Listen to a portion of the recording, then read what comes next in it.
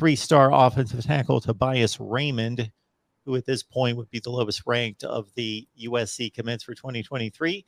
He comes into the fold, Matt, out of Ventura, California at 6'7", 250.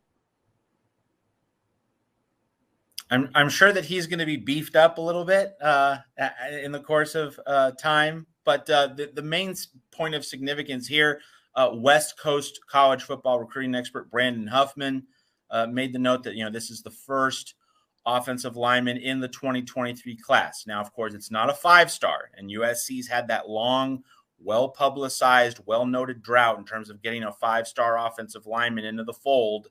But this is a building block. This is a building block for the offensive line in the 2023 class. It's obviously the position group where I think more than anything else, Lincoln Riley has to really make a name for himself being able to recruit at this position. Now, just for the sake of clarity, Mark, and everyone watching here on the Voice of College Football, for the 2022 team, I still think defensive line is where the most alarming deficiencies are, where the USC roster is the thinnest. So I just want to be clear about that defensive line for 2022, still the biggest area of need. But on a long-term level, big picture, looking at the next 3-4 years, it is offensive line where Lincoln Riley has to make the biggest splash in recruiting. And part of this, of course, is losing the Josh Connerly battle to Dan Lanning in Oregon. But mostly it's because USC used to bring in five-star offensive line recruits and didn't do it under Clay Helton very often.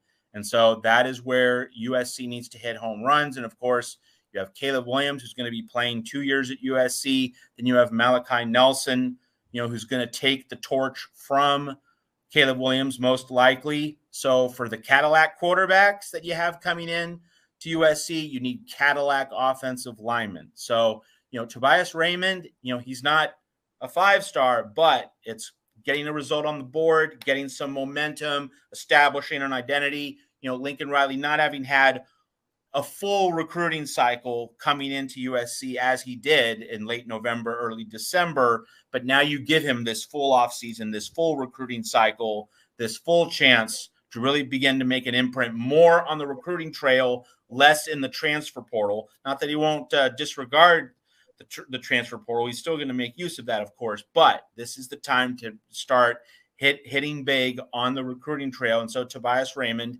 gets a result on the board and certainly develops positive momentum in that direction. That's the larger significance of this particular recruitment, in my estimation.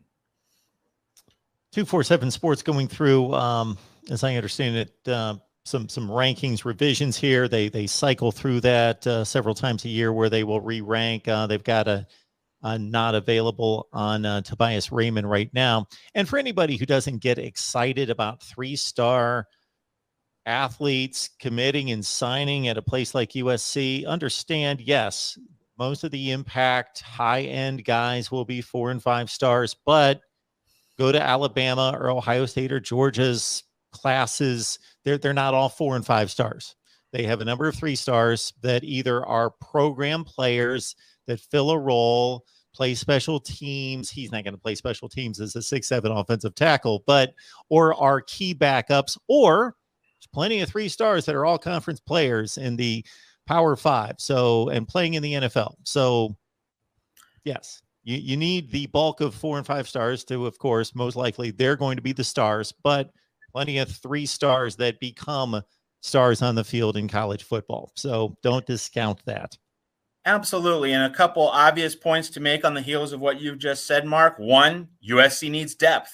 USC needs bodies. It's not hugely stocked at offensive line, so you just need to begin to accumulate bodies. That's one thing.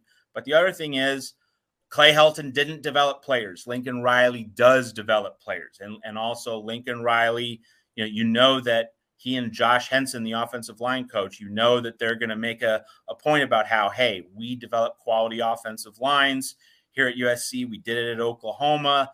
So, establishing that kind of identity and also being able to develop those 3 stars into players who are even better than that 3-star ranking. Like, hey, you come to USC as a 3-star, you're going to leave as an NFL legitimate day one or day two NFL prospect, beginning to establish that identity, taking 3 stars, making the most out of them, assuming Lincoln Riley does that. And we have every confidence that he's going to do precisely that at USC. That will establish an NFL draft identity where USC is going to leave behind the Clay Helton disaster, and you're going to see USC stuff that top 100 the first 2 days of the draft with lots of selections. And this is a point about the NFL draft that's worth revisiting, because we need to make light of this, and it's going to be a selling point for Lincoln Riley if he can deliver the goods.